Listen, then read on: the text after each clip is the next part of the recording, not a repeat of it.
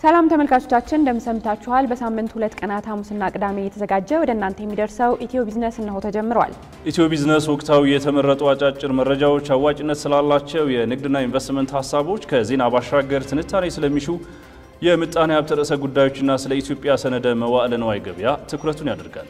ዛሬም በአጫጭርና በዝርዝር የምንመለከታቸውን መረጃዎች ይዘን መተናል። ቃል ኪዳን ታደሰና ጥላሁን አያሌው አብራናችሁን እንቆያለን። ተመልካቾች ወደ ቀዳሚው ባጫጭር ወደ ምንመለከተው መረጃችን እናመራለን። የኢትዮጵያ ብሔራዊ ባንክ በሀገሪቱ የኢንሹራንስ ዘርፍ ያለውን የኮርፖሬት አስተዳደር ለማሻሻል ያለመ አዲስ መመሪያ ይፋ አደረገ። በዚህ እርምጃው ለኢንዱስትሪ ግልጽነት ተጠያቂነትና መረጋጋት የለውጥ ምዕራፍ ይሆናል ተብሏል። መመሪያው በኢንሹራንስ ድርጅቶች ውስጥ ቢያንስ 1/3 የቦርድ አባላት ከኩባንያው ጋር ቤተሰባዊ የንግድና የሥራ ግንኙነት ሳይኖራቸው ነፃ እንዲሆኑ የሚያዝ ነው። ይህም በወሳኝ የቦርድ ተግባራት እንደ ስጋት አስተዳደር፣ ስልታዊ ዕቅድ እና የኦዲት ቁጥጥር ባሉ ተግባራት ላይ ተጨባጭነትን ለማጠናከር የተነደፈ ነው። እንደ ካፒታል ዘገባ የኢንሹራንስ ኩባንያዎች የሥራ አስፈጻሚ ኮሚቴዎችን ማለትም ኦዲት፣ ስጋትና ህጋዊ ተገዥነትን ጨምሮ በግልጽ የተቀመጡ ሚናዎችና መደበኛ ስብሰባዎች መርሃ ግብሮችን ማቋቋም ይኖርባቸዋል። የቦርድ ተጠያቂነትን ለመጨመር መመሪያው የግዴታ ዓመታዊ ግምገማን የሚያስተዋውቅ ሲሆን ቦርዶች ውጤታማነታቸውን ገምግመው ውጤቱን ለባለ አክሲዮኖችና ለብሔራዊ ባንክ ሪፖርት ማድረግ እንደሚጠበቅባቸውም ተገልጿል። ቦይንግ ኩባንያ በአዲስ አበባ የቅርንጫፍ ቢሮውን ስራ አስጀምሯል። ቦይንግ ኩባንያ በአዲስ አበባ የከፈተው አዲሱ ቅርንጫፍ ቢሮ በአፍሪካ ውስጥ ለሚከናወናቸው ተግባራት ስትራቴጂካዊ ለውጥ አካል መሆኑ ተገልጿል። ቦይንግ የአፍሪካ ቢሮውን በአዲስ አበባ መክፈቱ ዓለም አቀፋዊ ራዕያችንን ለማሳካት ወሳኝ እርምጃ ነው ሲሉ የትራንስፖርትና ሎጂስቲክስ ሚኒስትሩ ዶክተር አለሙ ስሜ ገልጸዋል። ኢትዮጵያ እያደገ የመጣ የትራንስፖርትና ሎጂስቲክ አቅም መፍጠሯንና በብሔራዊ ትራንስፖርት ካውንስል የሚመራ የዘርፉን መሰረተ ልማት ለማዘመን የትራንስፖርት ንግድ ወጪን ለመቀነስና አፍሪካን ለማስተሳሰር የሚያስችል የ10 ዓመታት ፍኖተ ካርታ አዘጋጅታ እየሰራች ትገኛለች ብለዋል።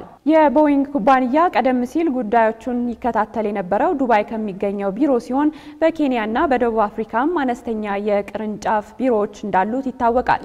የቦይንግ ቅርንጫፍ ቢሮ ጅማሮ በኢትዮጵያ ከዓለም አቀፉ የአየር ጉዞ አማካይ እድገት በላይ የአፍሪካው በ5.7 በመቶ እያደገ መምጣቱ በኢንዱስትሪው ላይ አህጉሪቱ ያላትን የጎላ ተጽዕኖ አመላካች ነው ተብሏል።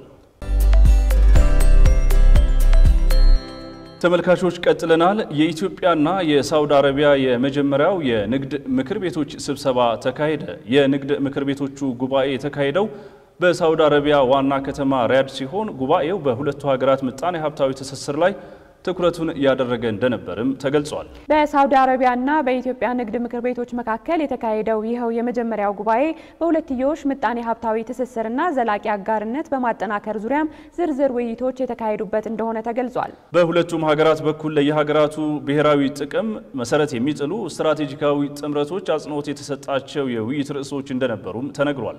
በአምራች ኢንዱስትሪው፣ በግብርና፣ በማዕድን፣ በቱሪዝምና በኮንስትራክሽን ዘርፎች ዙሪያ ሁለቱ ሀገራት በጥምረት ስለሚያከናውኗቸው ተግባራት በስፋት ተወያይተዋል። የኢትዮጵያና የሳውዲ አረቢያ ጥምር የንግድ ምክር ቤቶች ምስረታ ምጣኔ ሀብታዊ ትብብርን ተቋማዊ ለማድረግ በጥምረት የንግድና የኢንቨስትመንት መዋቅሮችን ለመዘርጋትና የግል ዘርፉን ለማነቃቃት ያግዛልም ተብሏል። ሁለቱ ሀገራት ንግድ ምክር ቤቶች ስብሰባ የተመራው በሳውዲ አረቢያ የንግድ ምክር ቤቶች ፌዴሬሽን ሊቀመንበር አብዱላህ አልአይሚና በኢትዮጵያ የንግድና ዘርፍ ማህበራት ምክር ቤት ሊቀመንበር አቶ ሐሰን አብድላ እንደሆነ በሳውዲ አረቢያ የኢትዮጵያ ኤምባሲ አስታውቋል። ባለፉት 9 ወራት ገቢ ምርቶችን በመተካት ከ1.6 ቢሊዮን ዶላር በላይ ማዳን ስለመቻሉ የኢትዮጵያ ኢንተርፕራይዝ ልማት አስታውቋል። በአነስተኛና መካከለኛ አምራች ኢንተርፕራይዞች ወደ ውጭ ከተላኩ ምርቶች ደግሞ 54.5 ሚሊዮን የአሜሪካን ዶላር ገቢ ተገኝቷል። ይህ የተገለጸው የበጀት ዓመቱ 9 ወራት አፈጻጸምን በተገመገመበት ወቅት ነው። በ9 ወራት ውስጥም ለ2231 አምራች ኢንተርፕራይዞች ጠንካራ ትስስር በመፍጠር አነስተኛና መካከለኛ አምራች ኢንተርፕራይዞች ገቢ ምርቶችን በመተካትና ለሀገር ውስጥ ገበያ በማቅረብ 1.6 ቢሊዮን የአሜሪካን ዶላር የውጭ ምንዛሬ ማዳን ስለመቻሉም ገልጿል። በተመሳሳይ ወቅት 357 የሚሆኑ አነስተኛና መካከለኛ አምራች ኢንተርፕራይዞች 31760 ቶን የጨርቃ ጨርቅና አልባሳት፣ የቆዳና ቆዳ ውጤቶች፣ የአግሮ ፕሮሰሲንግ፣ የዕደ ጥበብ ውጤቶችና የኬሚካልና ማዕድን ውጤቶች ወደ ውጭ ሀገራት በመላክ 54.5 ሚሊዮን የአሜሪካን ዶላር ገቢ ማግኘት ተችሏል። ተመልካቾች አሁን ደግሞ ከውጭ ወዳገኘናቸው መረጃዎች እናመራለን። የአሜሪካ የታሪፍ ጭማሪ የሀገራት የኢኮኖሚ እድገት ትንበያ ዝቅ እንዲል እያደረገ መሆኑ ተመላከተ።